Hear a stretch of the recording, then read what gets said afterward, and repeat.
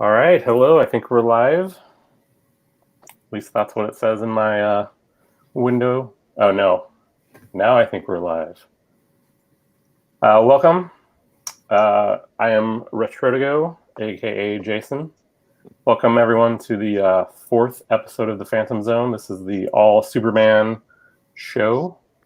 I'm joined as always by Tim, the comic collector. How's it going, everyone?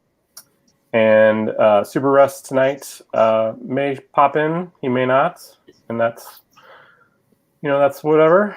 Hope he's doing well. He's got some stuff going on, but if you watch this on replay, we're praying for you, man. Yeah. So, and joining us as a special guest tonight is the King of Comicdom. Welcome. Hi, thanks for having me, man. Yeah, of course. So that is an interesting story. One of the first times me and Lawrence had really got to talk to each other was right after the first episode of the Phantom Zone, and that's where we did the Action Comics 1 review, and it was actually really cool because I'm sure you remember, Jason, all the different things we noticed about Superman, how rough he was, and I was talking to Lawrence about that, and man, I know I'm putting him on the spot. Oh, you're putting me really on the spot. But he shared so much knowledge about Golden Age Superman that I didn't know. And I even told him, like, man, if I could get you on a show, as just to kind of share some of that. I mean, I think people find it interesting. But, like, just for instance, kind of bringing stuff to remembrance for Lawrence. Remember I was talking about, I assumed from all the covers that Superman was fighting in the war. Right. And like all of the stories were him fighting Germans, and you were telling me that wasn't really so. No, it was mostly just crooks. Yeah, like you're saying it was pretty much what we read in that first issue. That's what he was doing in the comics with him fighting like Nazis on the covers. Right. Basically, he went after wife beaters and small-time petty hoods because, up until maybe Lex Luthor come along sometime 2 years later or something, he really didn't have anybody that could compete with him. I think that Ultra Humanoid or Humanoid or whatever come through. I don't remember exactly when he came in. But he had his Fortress of Solitude in the mountains too, didn't you? Outside of Metropolis? No, you see, that was something I didn't know. So yeah, it was there until I think Luthor found it or something. Then he moved it to the Arctic, and then all of a sudden we're in the Silver Age.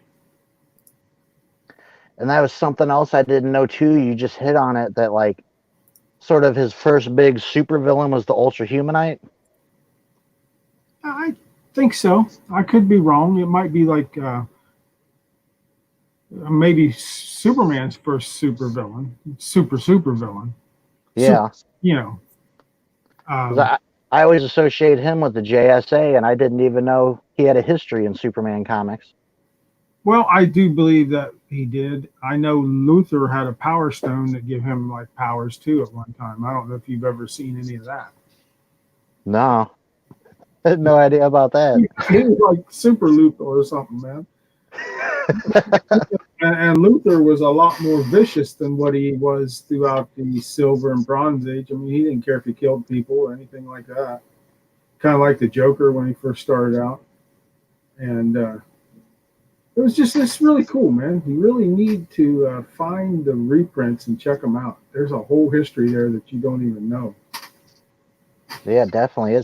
It definitely piqued my interest when we reviewed Action 1, and then after talking to you, I know it's hard to recreate on the spot, but you just gave me so much information, and it was like I had no idea Superman was like that. I have no idea what I even told you. Yeah, but it makes sense because, people like me and Jason, we used to sort of come into Superman where the history's all there. Right. Because, they didn't start out, he was, knowing everything about him, so... Well, yeah, because, he leaped. He didn't have X-ray vision. He didn't have heat vision. All that stuff just comes as it later on. Yeah. And even in the book we're reviewing tonight, that's when they sort of tried to scale him back. Yeah, they did. And he still wasn't. I think the very original version of Superman was still less powerful than the one they scaled him back to. Yeah. Because he couldn't even. At the beginning, he just leaped. I mean, you've seen that when you reviewed that Action Comics. Yeah. I mean, flying come later. Evidently, they just kept upping him a little bit because they think of something. It's real interesting. Yeah, I watched a documentary. It's on DC Universe, but I think it came out around the time of Superman Returns, and they were kind of going through the history, and they were kind of saying how when Superman made the leap to like the radio shows, that's when they started bringing in, because they needed that. Yeah. You know, the audio effect that you could imagine, and that's it. I mean, actually, the first time I think he was ever anything to do with Batman was in that same radio show. Oh, nice. Because he rescued Robin, and I guess, you know, technically, I think that was their first meeting. And then I think it was Superman 75 when they officially met or something in the comics. Awesome. Man, we have quite a bunch of people here tonight. Yeah, I've been putting them up on the screen there as they come in. The Retro Savage, welcome. Metarog, good to see you. Silverhage, Bronze. Silverhair Bronze. Yeah, it's almost a tongue twister. Welcome. She's a huge Superman fan. Oh, I know. Try and get her on one day. And not to put her on the spot here as she's in chat, but she was one of the influences I had to start a YouTube channel, because her videos are really concise, and she shared, you know, her experiences with the books, and like that was everything. I think I watched every single like one of her videos that she had, because, you know, they're 3 to 5 minutes or whatever. So yeah, I love that about her too. You basically have no excuse not to watch her, because it ain't gonna take very long to watch. So let's see. Let's go back up real fast. DC and Marvel Geek, welcome. Rayman the Silencer Man, Johnny DC. I think that's about it. Yeah, yours and Tim's. Once I found out Tim was in St. Louis, I was like, all right, I gotta get on this YouTube and get a channel going. And then, you know, I was going back through. I was super into Superman at the time, and I stumbled on your videos, and yeah, it was all over. So sorry, not to. That's all right. Not to gawk a little bit or geek out a little bit, but yeah. Awesome. Yeah, well, everyone in the chat has good channels. Yeah. So except that one. There's one in the chat that has a really horrible channel. Who's that one? King of Comicdom. His channel. Well, King of Comicdom, he's an Instagram guy, and YouTube is just a side piece. You don't take it serious. So before we get into the Man of Steel, I have some exciting news. For me, anyway. I got my last 2 issues. I needed to complete the run that I was going for Superman. Awesome. I put them up on or I made an order from my comic shop, and they came today. So, yeah. So, Superman number 9. I think, isn't this maybe like the first appearance of Joker in the post-crisis, or at least a cover appearance or something? It might be. I'm not too good with keys. Yeah. It's like I only find out things are keys when I have trouble getting them. Right. And then this is one of the, 3 or 4 Superman Flash runs or whatever that they have. Yeah. So that completes me from post-crisis to basically the beginning of 1996. And that's kind of where I'm stopping, because I have limited storage space. Yeah. I feel your pain, man. Yeah. Oh, Thank you, Emily everyone. Early is here. That's a new name for me. Who? Oh, that's a friend of mine's daughter, I believe. Oh, okay. Good to see Welcome. you here. Yeah, talk about Lawrence's storage space. Look at that. Yeah. Oh, Johnny DC says today is Joker's 80th birthday. Oh, wow. Well, that makes sense because they had all those 80-page specials planned before all this stuff happened, and that was one of them. Okay. So, awesome. Is it going to come out later, you think, or has it just been scrapped? No, DC's resuming sending books out this Wednesday. So, yeah, everything's coming out. So all new comic book days will be back and everything. You won't have to look at the Walmart stuff.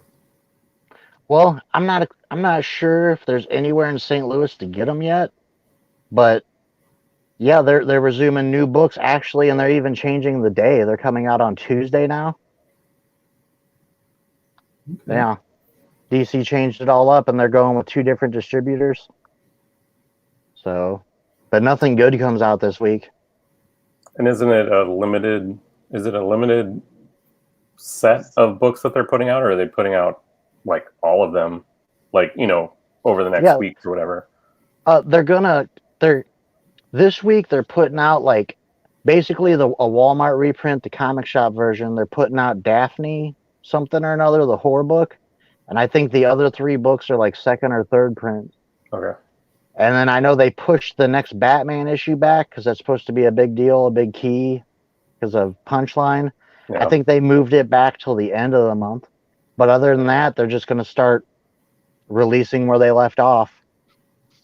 So, well, yeah. We'll see. We'll see what happens with Diamond and all that stuff too. Yeah, it's like a whole deal right now because people are flipping out that they're doing it in general and they're doing it with different distributors, and it's like a big old storm. Yeah. So somebody had to test the waters, I guess, right? Yeah. Well, they were mad when they stopped, and then they're mad when they come back. Like, well, what do you want? Right. Like, do you want these books or not? Yeah. But well, all right. If you guys are ready, we'll sort of get into the meat of the show here with Man of Steel issue number 4. So if you haven't watched the previous episode of the Phantom Zone, it's over on Tim's channel. And we did issues 1 through 3 of John Byrne's The Man of Steel. And so tonight we're just going to kind of flip through the last 3 issues and sort of talk about what happens and kind of give our somewhat cheeky thoughts every once in a while. We have a fan of your shirt. Oh, yeah. Right. Gray Man. All right, so issue number 4. If the cover doesn't give it away, this one's primarily about dealings with Lex Luthor. So at the end of the 3rd issue, these books seem to be skipping ahead in time.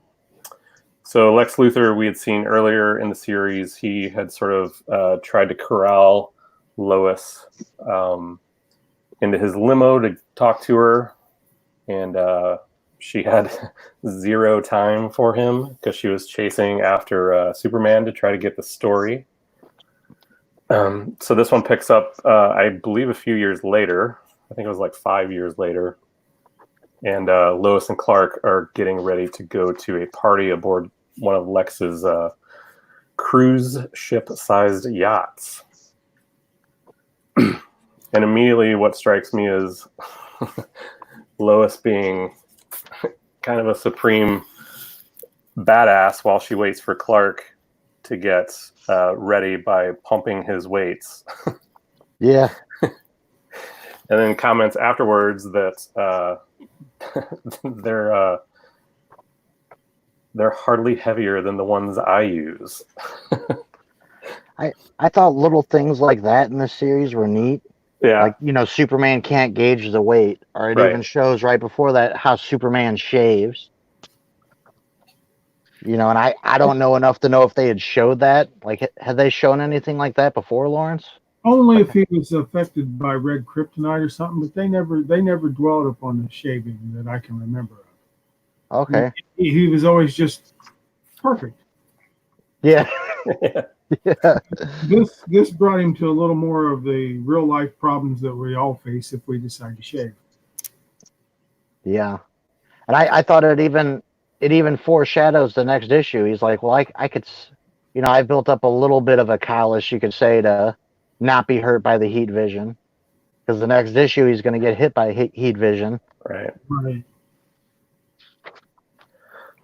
So the story continues. They get on. Clark thinks they're going to go by like taxi or whatever, but Lex has generously provided them a helicopter to take to the party. And so they arrive at the yacht and are immediately sort of swept into Lex's private room, where he proceeds to sort of let Lois know that the dress that she's wearing is not just kind of a rental, but it is, in fact, a gift for her. And this is where she sort of asserts herself and basically refuses the gift and takes Clark's jacket from him, strips down, and proceeds to wear Clark's jacket out of the room.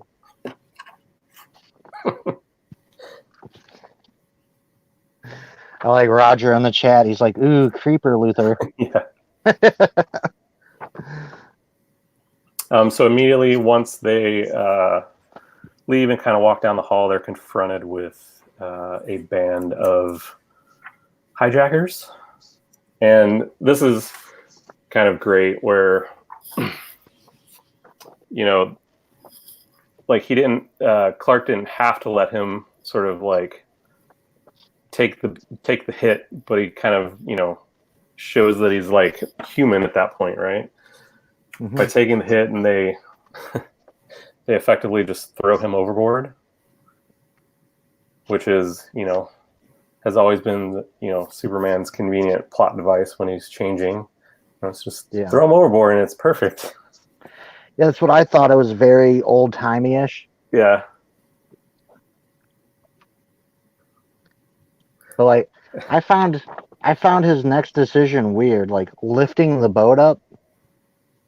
I didn't quite understand the strategy in that.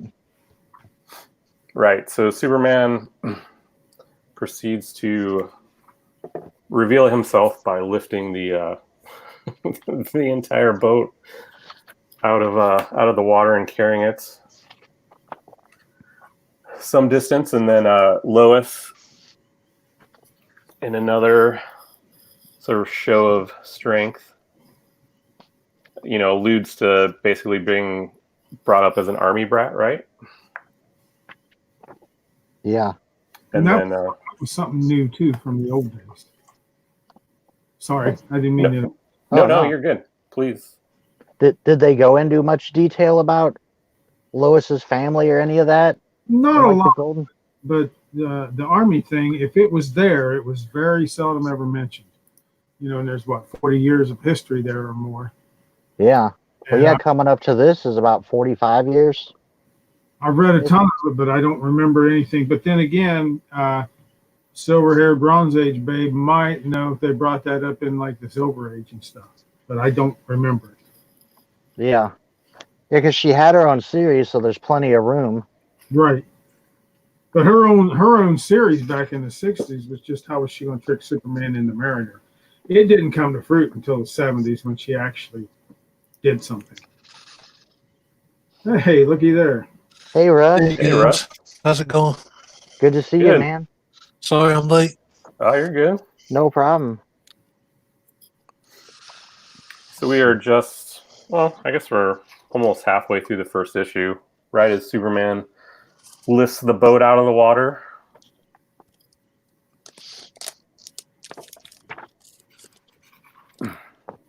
And so, let's see, he puts the boat back down, which again, to your point, Tim, is weird that he picked it up in the first place.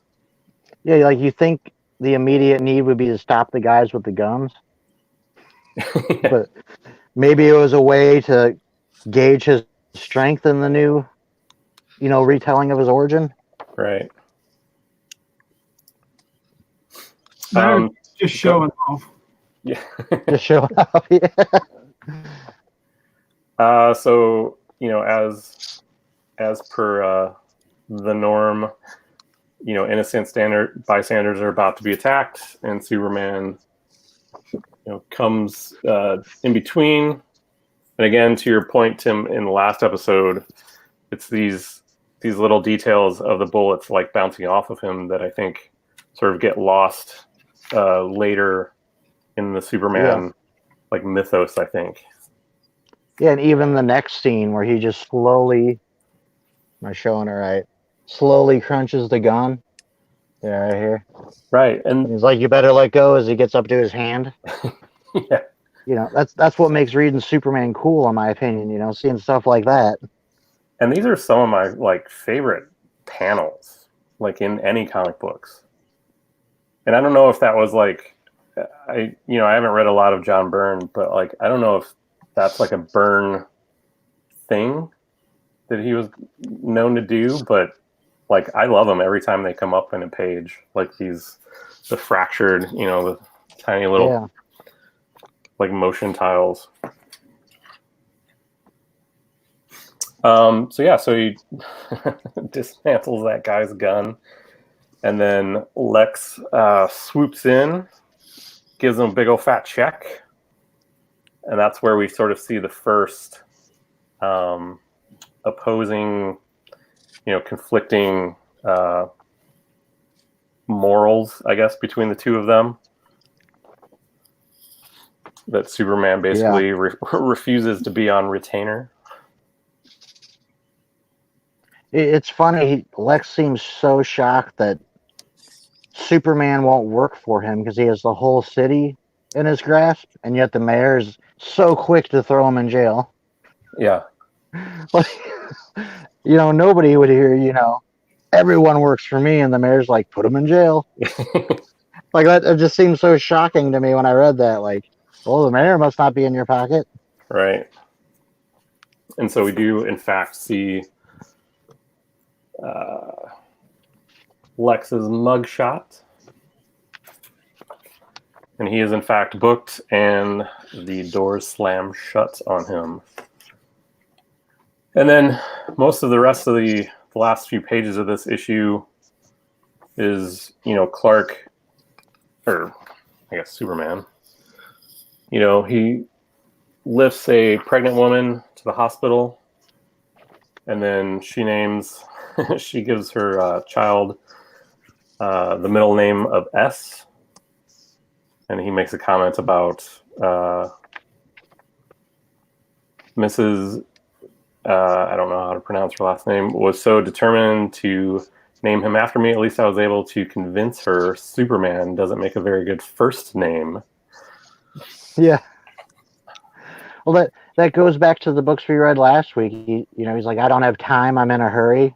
Yeah. You think he would have left as soon as he dropped this lady off, but he stayed for the whole birth, and he's just strolling out of the hospital like a normal person, like right out the front door. Right. And then we get another sort of unexplained panel where he gets photographed, and he senses being photographed, but that's where it just drops, because Luthor evidently knows exactly where he is. Actually, that's kind of weird. Yeah. Well, he was there for a while. Well, he was there for a while, so I guess word got out. And then basically Luthor confronts him and basically says, "You're kind of a walking dead man." And that's where that issue ends. But to finalize that one, this issue, the very last ad is what's her face from what was it? Magpie. Magpie. Roger was saying in the chat, this is the first portrayal of Luthor as the corrupt, powerful business mogul.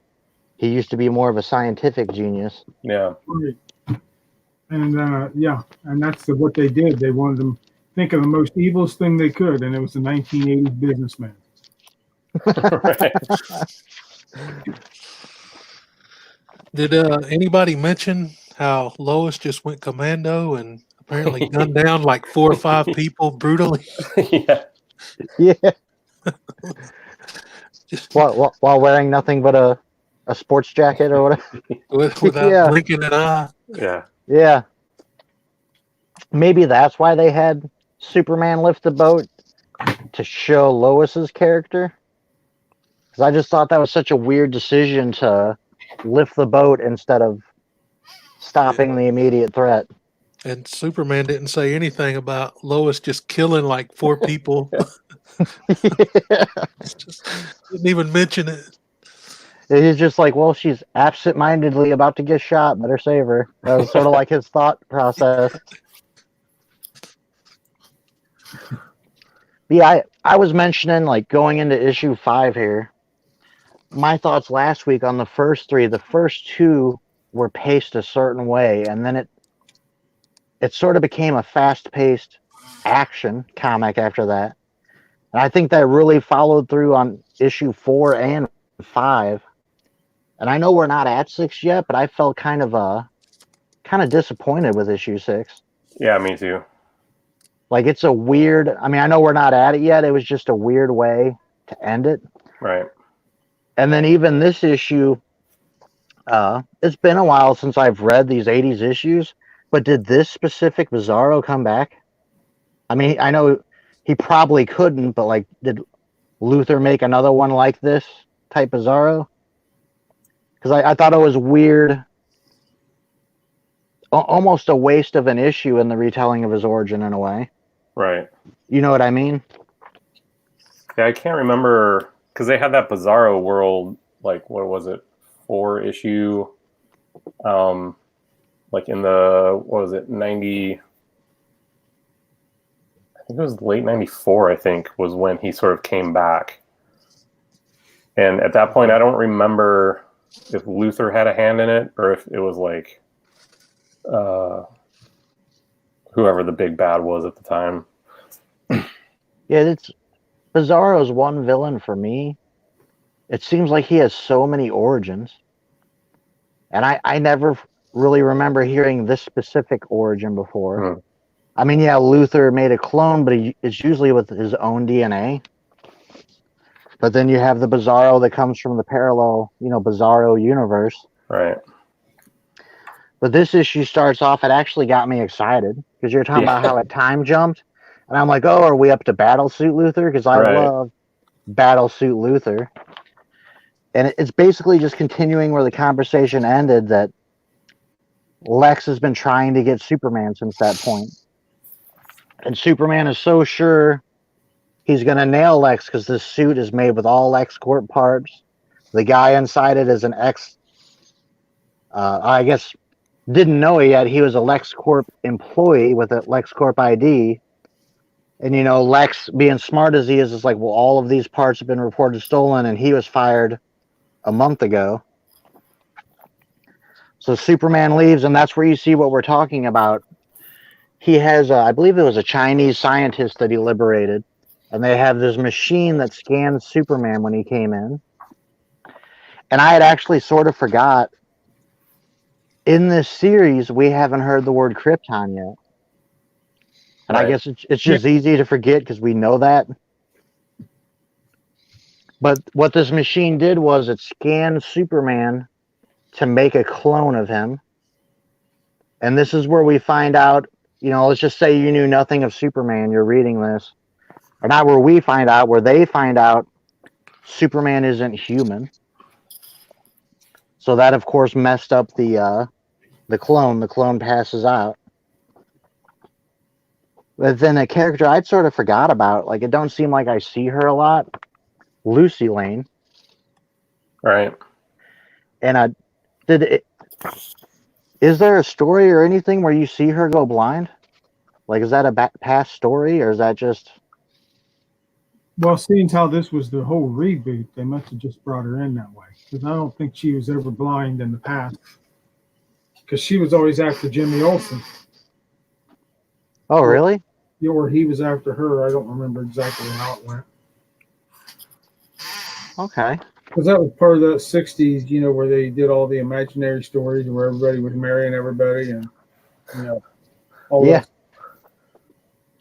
They have the quirky Superman. Yeah. Good. What I want to know, here's something I don't know. Lawrence might know this. What's up with Super Horse? Streaky. No, that's the cat. I don't know. I think it was something they put up in the Supergirl stories in Action Comics. It went so well that they made a legion of super pets out of it too, with the super cat, Streaky the super cat, and all that stuff.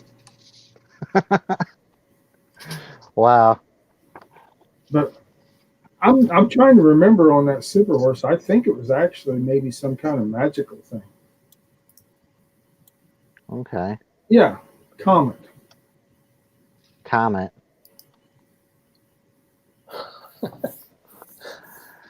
Well, we basically just see Lois and Lucy talking. He basically establishing that Lucy's blind. And then it goes over to, it looks like Superman is doing good deeds. He moves this ambulance to the hospital. And then we actually see, I thought it was pretty bold for comics in the 80s. Lucy is trying to commit suicide. She jumps off this building and she gets rescued by Bizarro thinking it's Superman. And she just notes this dust that's coming off of him. Well, we get into the Daily Planet, and it's just basically the Jimmy's referencing these places getting robbed, but they're just stealing weird things. Because it's basically, as you can see down here, Bizarro stealing clothes to look like Clark Kent. And then here you see Bizarro.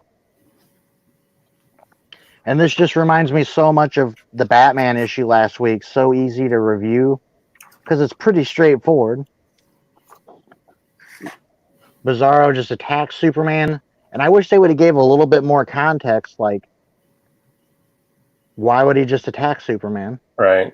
You know what I mean? Like, he just immediately attacks Superman. There's a lot of action. Superman, for some reason, is worried about people realizing that he's dressing up like Clark and burns his clothes off. You know what's interesting about this, Tim, is the original Bizarro, ever since he was created, could speak, even though it was all that backward stuff. This one just mumbles or whatever. Yeah, I didn't think he talked. But the old one did. Yeah. But basically, it's kind of funny. He kidnaps Lois. Can I point out real fast? Sorry. No problem. That he's wearing his cape underneath his jacket. Yeah. Yeah. Yeah. He kidnaps Lois and kisses her. So this is sort of indicating that I guess he retains some memories of Superman. Because he likes Lois. He's going to the Daily Planet. He's dressing up like Clark Kent.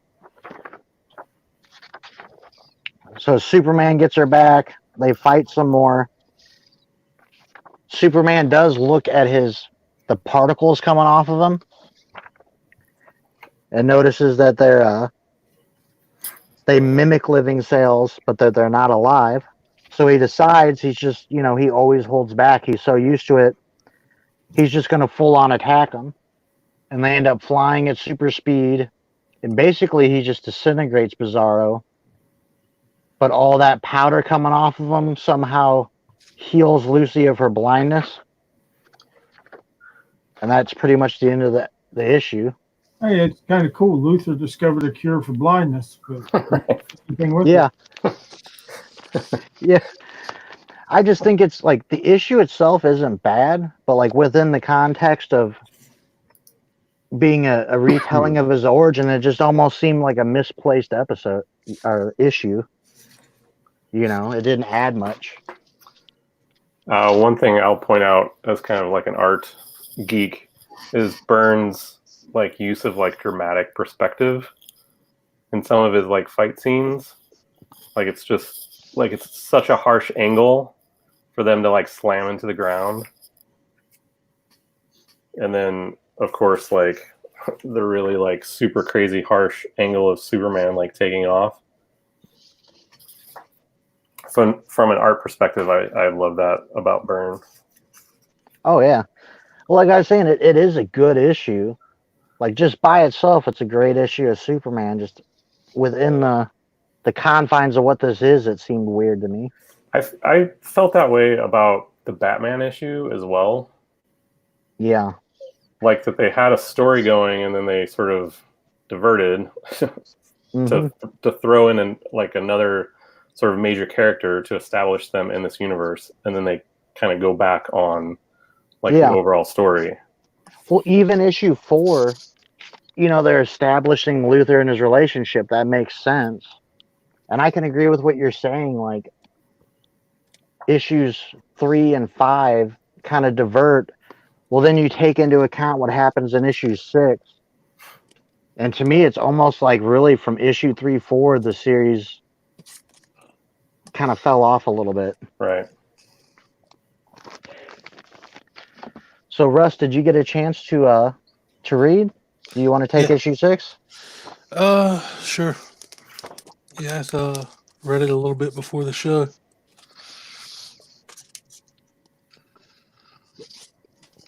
Issue 6 shows going back to Smallville. Let's see. Just kind of hanging out, talking to Ma and Pa Kent. And this issue reintroduces Lana Lang. And she is not too happy. It also gets into Jor-El showing up. And I thought it was so weirdly done. Yeah. I would agree.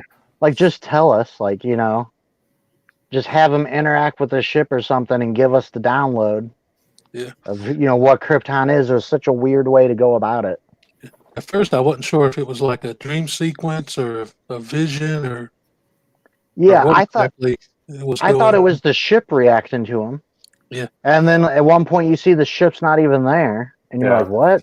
Well, where's this coming from?" Yeah. Like this could have happened in Metropolis. Yeah. So he affects him, like he touches him, and it flashes him back to Krypton. I guess he's like, I don't know if it's like a memory or what. Yeah, because he's kind of interacting with them. Yeah. Yeah, like the Kryptonians are reacting in fear to him at first. I like how this panel shifts from his mother to Lana. Right. That's another one I thought that was a cool art choice. Yeah. So it's like he's still like there in Smallville at the same time, I guess.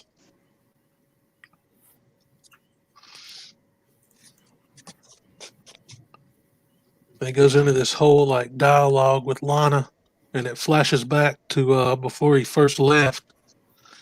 It revealed that he showed Lana his secret, his powers. Then he just like kissed her on the forehead and took off for 10 years. Yeah.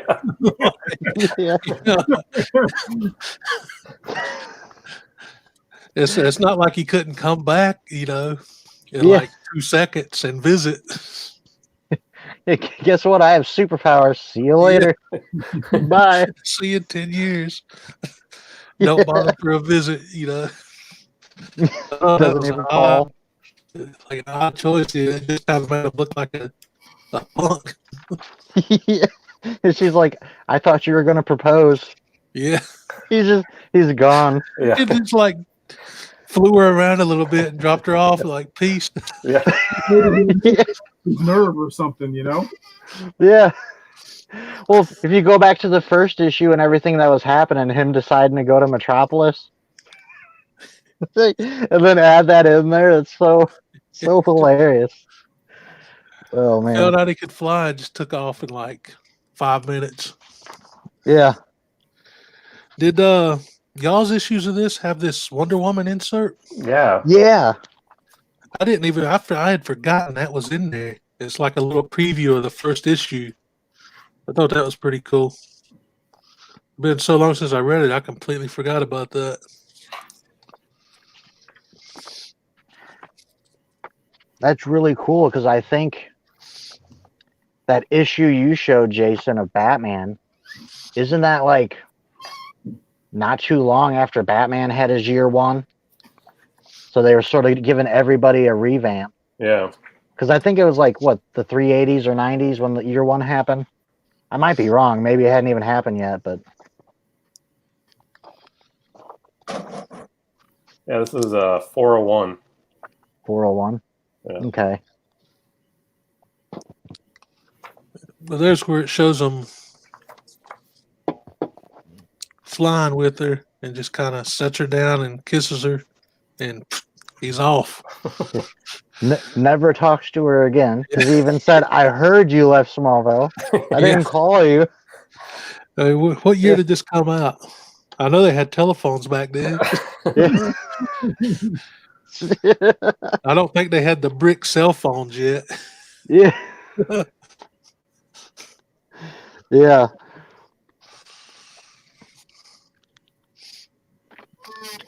But there it goes back to the present time, and it's just talking about how hurt Lana was by the way he just took off. And she basically says, I think it's in this panel where she talks about how no one person could have him. He belongs to the whole world. And that kind of messes with his head because he starts thinking about Lois. Yeah.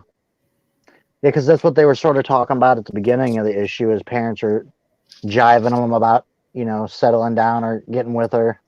Yeah. I think I would have stayed there and went with Lana. I'm partial to redheads, though. Yeah. Lois seems too high maintenance, gunning people down. Just never know when she might snap. Let's take a poll. Let's pretend we're all teenagers again, single, and you had a choice. Lana or Lois, who would you pick? Both. Well, wasn't there an issue like way back where he married both of them? If I remember right. In the 60s, in the free love time. Yeah. Well, I'd throw out there, I'm a Lana guy. I like the small town girl more than the big city girl. I agree.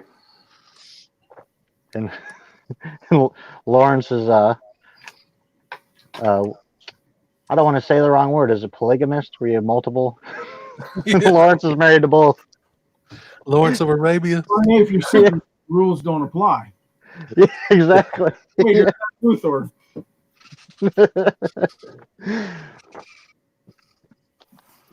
It would be a hard pick, though, really. Yeah.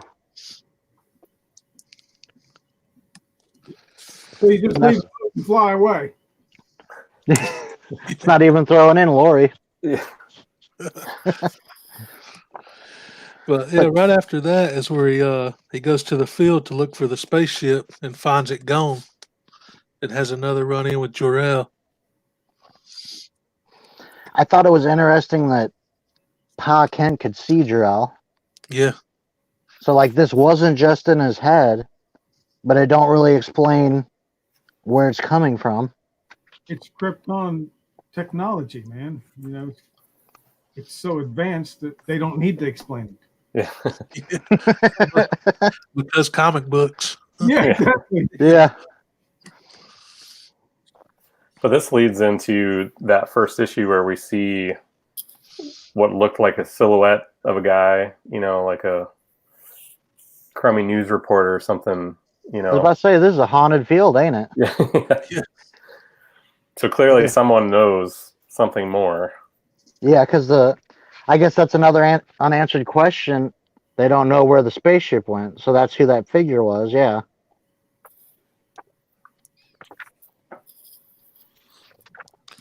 But his weapon of choice there was a shovel. Yeah, apparently it does the job, but it disintegrated the shovel. Yeah, don't I do guess that. you could job. smack a hologram.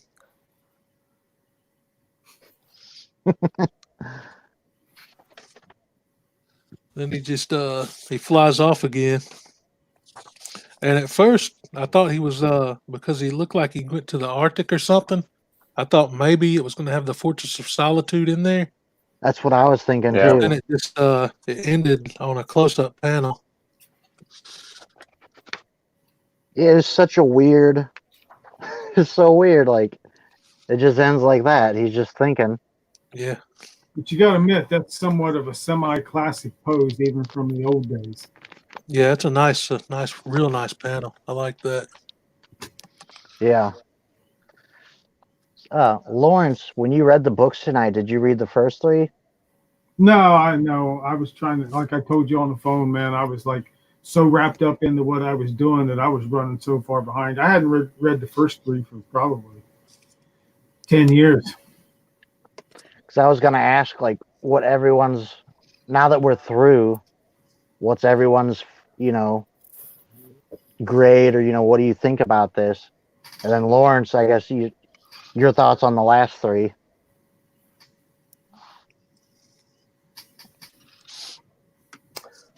Well, I'll go. Okay. I really enjoyed the first 3 issues, but these final 3, especially this last one, and especially this last page, I don't know. It's like he ran out of time before they had to publish it, or they told him like, whoa, like you're giving like way too much away. Like we have a whole 3 books coming out after this. Like slow down. Yeah, I guess that is something important to take note of. Is this was just basically an advertisement for the reboot? Those 3 new series. Right. But you got to think they was also wiping out 45 years of history and starting over. Yeah. True. We mentioned that in the first issue. They just sort of gloss over, not even really directly mentioning. They just erase Superboy and all that Legion history because he doesn't even know he's not human until he's basically graduated from high school. This series, it was right after Crisis, right? Yeah. Right after that happened. Mm-hmm.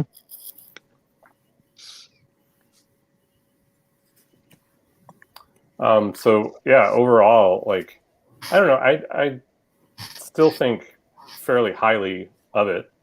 This was my first time ever reading it all the way through. So, but this last issue, I think, was a really flat ending to it.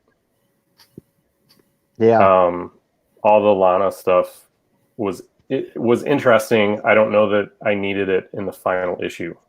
I guess I'll say that. Yeah. Well, like we said, it's leading into a series, so you almost want something to pull people into that series. Right. Some thing, a continuation. You even look at can't believe I'm gonna mention it, Bendis's Man of Steel. You set up, well, who's Rogol Zor? You got to buy the series to find out. Right. And I even thought the last issue, it was just a weird way to go about it. You could just have him touch the ship and find a crystal, whatever, to figure out about Krypton. They already did that in Superman the movie. Yeah. So I guess that's true. Maybe they were just trying to be different. But Lawrence, you know a lot about the older Superman. What was just your take on this sort of new reboot? Well, I never was happy when Crisis come around, so these are the ones that I actually bought when it come out, and I always hung on to them, but I never really cared about it at all, just because they wiped out everything that I grew up with and started over. That was kind of a prelude to what was to happen years later, because they do it now every 12 months. Yeah. Yeah. That's what you sound like me talking about New 52. Yeah. Yeah. I mean, it was a good story. I mean, I'm like you that, there's things they could have done, but maybe trying to fit it into a 6-issue series, they just had to cut short. And, so when they cut short, every time you take shortcuts, it always comes back to be less than great. Right. And that's probably maybe what happened in building up to the new series, which I think I bought the first 12 issues of it and then got bored of it. And, well, at that time I had other things going on anyway. And since DC killed off my favorite hero, I just kind of lost interest in everything. But, Barry Allen. yeah. And that, now I really accept it because what has it been? 40 years? Yeah. So, I mean, it's no big deal now, but back then it really kind of wasn't my favorite thing to see. I mean, the stories was great. I mean, they was actually coming up because, back in the 70s and 80s, early 80s, their stories were just one-issue stories that basically just blew. Yeah, that's one reason. Like, I collect from Crisis Forward. The biggest reason I do that is price. It's cheap to get books newer. There's a But reason. one thing I did notice is the stories did become more adultish. You know what I mean? From Crisis Forward. Like we were just talking about, like the Super Horse, like things are kind of, some of those issues should just be kind of jokey. And that ain't bad. I sort of like it. Like there's a Superman story where there's like an asteroid in the shape of him with people living on it coming to Earth. Well, that's not like a serious story. You look at it and laugh, but that's sort of what comics are supposed to do sometimes, is make you laugh, So I do like those stories, but from this point forward, it was more serious, more adult. But you know like what? Go ahead. I'm sorry. Oh no! Last thing I was gonna say is like how they even had Lois's sister attempting suicide. They didn't dwell on it, but that's a pretty adult theme suddenly in a Superman comic. Yeah, it took me by surprise. Yeah. But you know what is amazing? Even after this series and as it went on, all the stuff that they wiped out, threw away, that was childish garbage from the 60s and 70s, they brought it all back. Yeah. Yeah, Legion. Superboy back. They brought Supergirl back, which all that was disappeared during Crisis. He was supposed to be the last survivor of Krypton, and for these first 6 issues of this and probably the first 10 issues of the series, he was. And then they started bringing everything back because I think maybe they might have realized that even then they kind of made a mistake. They should have just upped the ante and just not rewrote the history, just kind of forgot about it, so to speak. That's like the same argument for New 52, because I have a lot of friends on, from YouTube that came into DC with New 52. And it wasn't that New 52 didn't have good stories, but you didn't have to get rid of Wally West or get rid of all these other things to make those good stories. And getting rid of that stuff like alienated the older fans like me. Like I didn't buy any new comics for 6-7 years because they got rid of Cassandra Cain. It's a character I love so much. I named my daughter after her. Got rid of Wally. That's like what you're saying is reminding me of those arguments. But this is sort of like the first time they did it. Yeah, it's well, like I said earlier, they did this and it worked out good because like your generation come in and really loved us because you didn't know the history before that too much anyway, unless you found it in a dollar bin, which you probably still can most of it. But it was a whole new history, a whole new generation took over, and I think you fell into that now. Yeah, that's like my generation. Yeah, from Crisis to Flashpoint. Every 12 months, so they just kill everybody and start over. Yeah. I pretty much missed all of New 52. I wasn't collecting at that time. I came in right at the tail end of New 52. Came back into collecting. Okay. So I pretty much like missed all the stuff. So was that like a deja vu for you? Because you came into DC with Death of Superman. Yeah. And then when you came back in at end of New 52, it was Death of Superman again. I heard some of the best stories from New 52 was the Batman run with Court of Owls. Yeah, it's that and like the Jeff Johns Justice League and his Aquaman, I think is really highly revered. So, what about you, Jason? Was you a New 52 guy?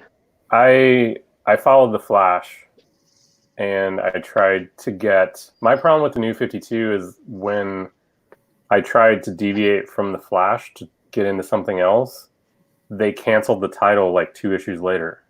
Yeah, yeah. It's like I got into Deathstroke because of the first Injustice video game. And I was like, oh, this like Deathstroke's pretty cool. Like, let me go like get caught up on him. And then I get like issue 16, and then I read that, you know, issue 18 is his last issue, and I'm just like, what? Okay. Like, great. But that was their whole plan, right? Was to like give them. There was always 52 titles, so they would always cut short one that wasn't working to introduce like another one. Yeah, like Frankenstein, I really loved. I mean, I wasn't reading it new, but I think it only went like 16 issues. Yeah. And I found like 14 of them in a dollar bin. I'm like, this is fantastic. So I go to my comic shop to order the rest. I'm like, there's only 2 more. Yeah. What the heck? But it's so funny what you just brought up. You was reading The Flash. And it's crazy to think about the parallels on this panel. Lawrence got mad when they killed Barry in the Crisis, right? Well, I came in with Wally. I was mad at Flashpoint when they went back to Barry. Oh, that's Yeah. that's me. I came in with Wally on like issue 7 or 8. So I'm Wally sort of through and through. Yeah. So yeah, I was mad when they took him out. Yeah. Wally West was the first Flash I started reading too. Yeah. And I didn't even know at the time that it was Wally West yet when I first picked up an issue, because I had watched the old Flash TV series with John Wesley Shipp, and I just thought Barry Allen was the Flash. I didn't know about Wally West, Bart Allen, any of these other guys until I started reading the comics. Then I went back and like started reading older Flash issues. You know, one of the best scenes in any DC movie or TV, you just reminded me of when you said you didn't know that, Russ. Have you guys seen Justice League Unlimited when Luthor unmasked the Flash? I don't know. I've seen the show, but I don't remember that episode. Near the end of the series, in a big storyline, I think they're in a bathroom or something, but somehow Luthor has the Flash and he's unconscious, and he's like, I'm going to find out who you are, rips his mask off, and he pauses, and he's like, I have no idea who this is. Because it's like Wally, you know, just the red hair. Like, I don't know who this person is. Now, Flashpoint is what led into New 52, right? The Flashpoint storyline. Yeah, Barry tries to go back and stop his mom from being murdered, and it changes everything. I've got the trade of Flashpoint. I've read it a couple times. I like that story. Oh yeah, it's a really good story, but I have a bad taste in my mouth because of what it did. Yeah. So All right. Does anyone have anything to show? Like what? Oh, We usually just kind of show like books you just bought, or We ain't like got all night. yeah. last time I showed my Superman statue. My birthday was a couple weeks ago. I guess I can show a buddy of mine who lives out in California. He got me the Superman. It's part of the Artist Alley series. Oh, yeah. I've seen those around. It's Yeah. pretty cool. And this is the glow in the dark version. And they made like a black and white version of the series and like a zombie version of the series. So I have the Flash version, and he got me the Superman version. So that's pretty cool. And then he also found this. Oh, that's one of the Q figs. Yeah, where Superman is just blissfully flying Yeah, a very Batman don't look disgruntled, happy. yeah, a very disgruntled Batman around.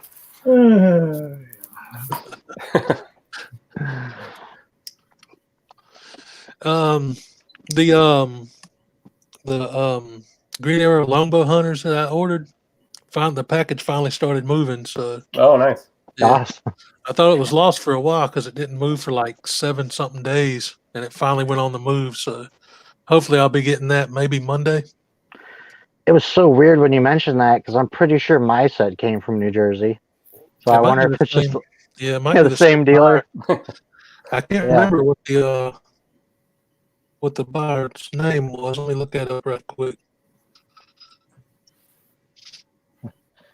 I don't want to put Lawrence on the spot. I don't think he has anything to show. He's looking at his background. I have nothing, man. I did pick up some new stuff though. That was Searchlight Comics. All right, I'll look it up after and see. What'd you get there, Lawrence? You got all night, man. I don't know. Oh, hey, since we're all about Superman, I got this. Superman 119. Oh, nice. That's awesome. Wow. A Superman in the 100s. Yeah. And, this one, when you had Luthor, more of the traditional Luthor that I remember. That's cool. Awesome. And then you're talking about Krypton and him not knowing his heritage. Here comes, when he was Superboy, his robot instructor come along and Oh, wow. teaching him how to use his powers. Well, I had no idea about that. Was that Kellex, like a form of Kellex? No. Then I got this. Wow. You know, those are them really serious Batman adventures. That's 132. You know, I mean, I got tons of stuff. Here's his retelling of his origin, Oh, wow. the one I remember. Wow. You mean not the one where he was born into the Matrix? Yeah, exactly. And I got Action Comics 300, Oh, nice. Wow. and he has a beard here. See, Maybe that's the first issue he shaves. They didn't need to digitally remove that like Henry Cavill's. well, I remember back, yeah, back in the early '60s, he got exposed to red kryptonite. He had one of them long beards clear down to here, and it took Supergirl and Krypto with their heat vision to burn it off. That's awesome. Oh, here's one. I think I showed this on Instagram already because I read it the other morning. Wow. Yeah, like I said, you ain't got all night, man. All right. I got Oh, go ahead. not necessarily Superman related, but I want to shout out Man Cave Comics. He sent me an AOK today. It's probably going to be hard to see, but this is All-Star Comics 69, the first appearance of the Earth 2 Huntress. Awesome. And then I just got some, I won't show all these. Oh yeah, he sent me a Teen Titans 5 and an Adventure 370. But I actually got some eBay stuff. Here's something you'll like, Jason. Oh, And I think I have that. Yeah. Is that Nuclear Man Yeah. yeah. from the award-winning movie? Yeah. But there's a guy on Instagram called Frame Comics, and I got 4 lots from him. And like one of these lots was $5, one was like $15. But like, look at these Supermans that were in there. Oh, wow. This is Action 410, and all these came in Mylar. But like we were talking about the silly stuff that says the satanic son of Superman, and he's like trying to hold the crowd back from his demon son. Maybe that's the time he didn't fly away. Yeah. Here's an action 341 where him and Clark Kent are throwing bowling balls at each other. I'll just show one more. Let me find a good cover. Okay. Here's action 422. And it says this boy has been locked in his room since the day he was born. And he's looking at a Superman poster. That's pre-virus. Yeah. Yeah. I didn't even think about that. He's stuck in his room since he was born. Little So- Bane Yeah. hasn't seen sunlight until he was already a man. Yeah. Do you want to show anything, Russ? No, I don't really have anything right now. Got a I know. couple Marvel books. It's like you're kicked off the show. No, I'm just Sorry. Marvel books. That was like the last new stuff that I ordered that came in. Oh yeah, didn't you get is it first Gamora? Nebula. Nebula. Yeah. I knew it was Guardians related. Yeah. Awesome. And I picked up the first Marvel Zombies. Oh, cool. cool. Yeah. Awesome. Awesome. Well, we're over an hour, so I guess that'll do us for now. I guess we can go around real quick to do social media and all that kind of stuff. Tim, why don't you go first? Sure, I'm the comic collector on YouTube. On Instagram, I'm Tim_the comic collector. I do this show. It's sort of normally it's like every 3 weeks, but we've been doing a little bit more because of the lockdown. Tomorrow night on Comic Food 2814's channel is the next episode of Fanboys Live. And the retro review, we're actually doing something different. We're all just picking an issue of DC Comics to read and just reviewing them ourselves, like individually. And then I believe next week we put a poll up for fans to vote, and they voted, it looks like, for Infinite Crisis will be the next story we review. Great. But other than that, I've been doing a lot of collection videos. I did a Robin one and a Superman one, Action Comics. And I'll keep doing stuff like that. So Awesome. Lawrence, what do you got going? Nothing.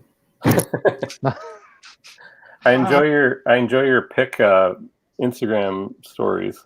Oh, the random pulls. Yeah, the random pulls. Yeah.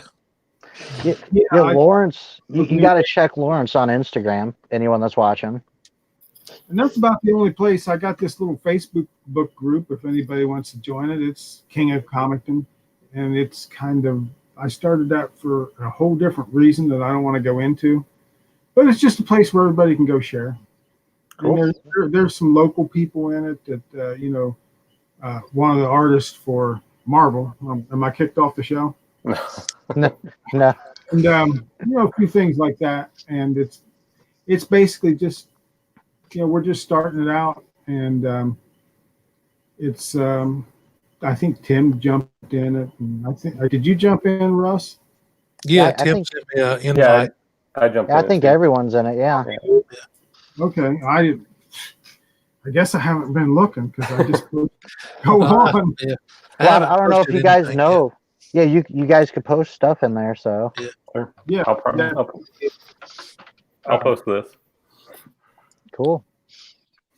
and YouTube, I haven't been doing too much on. We had a little bit of a Go-To Geeks reunion, and I just really hadn't had time to make videos. Yeah. Anyone watching, he's King of Comicdom on Instagram, and he does a lot of daily stuff. His coffee and comments is really good, and he does a lot of unorthodox random pulls. Yeah, I'd say that's for sure. I never seen anything like it. So Yeah. I like the competition you got going with Rayman. yeah, I know he hasn't answered my last challenge back. I don't know if he's still in here or not. But yeah, he hadn't answered the last challenge back. I'm waiting on you, Ray. It's your turn, buddy. He's the last commenter. Oh, there he is. Never heard of him, LOL.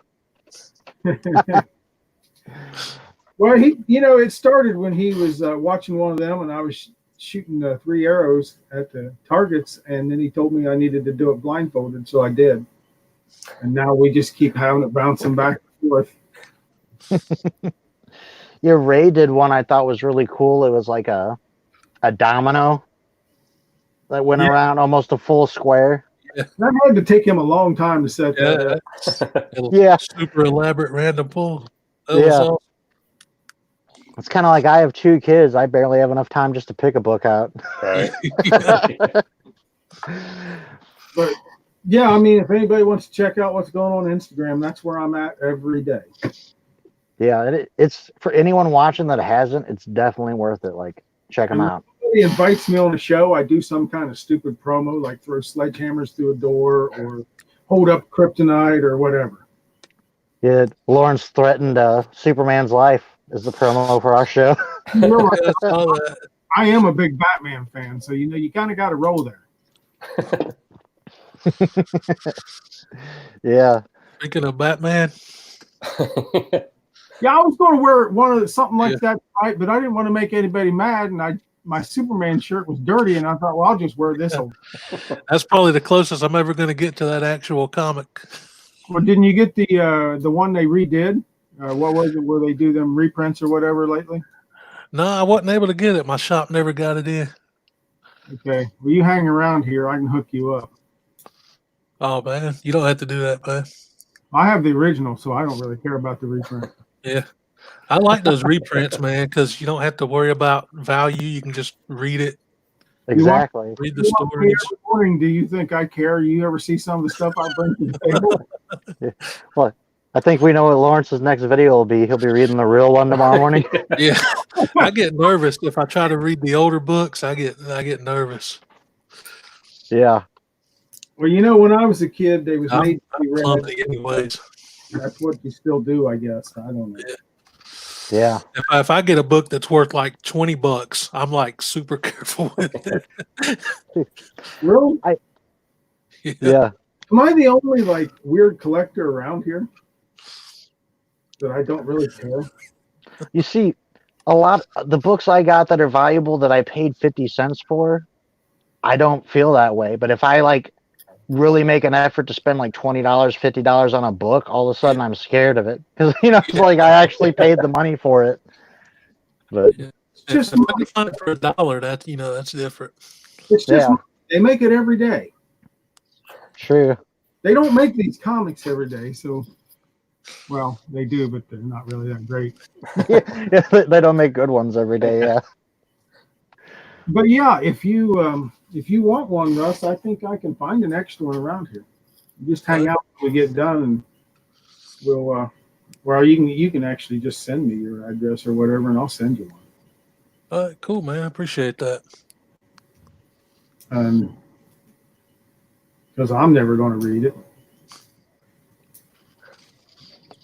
All right, Russ, what do you got going on? Well, like I said, Monday I should have that Longbow Hunters. I'll probably be unboxing that on the channel. And also, a couple weeks ago, I started a Road to 700 subs giveaway that's still going on. The prize is a $25 PayPal. So you can just go buy whatever comic or whatever collectible you like. Excellent. All right, well, Awesome. I am Jason, aka Retro Tigo. I do a little bit of everything, a little bit of impression videos where I just kind of flip through a book and see what's going on in it. And today I got to do a little mini haul video, which I was like super excited about after not having had to do one for about a month since this all started. But yeah, anything that I read that I kind of want to film and present to people, that's kind of what I'm doing right now. So yeah, you and me are on the same page. I just ordered from my comic shop all the Power of Adam issues I needed. I've been looking I've been looking on eBay for the complete run. Yeah, I had been getting into it, and then you got into it and started talking about it, and it was like really making me want to finish the series. Right. Well, So, all right, guys. Well, thanks for coming, everybody. Both you guys and everyone who watches live and in the replay. I appreciate it, especially on my channel. I'm getting close to 100 subs, so it's really awesome to have you guys come on my channel and do this with me. So that's great. And then I guess we'll talk about when the next one's going to be and what we're going to read for that one. And Sure. we'll let you guys know. So with that, I think we'll bid you guys adieu. Everyone have a good night. Stay safe. And we'll see you in the next one. Peace. All right. See you guys.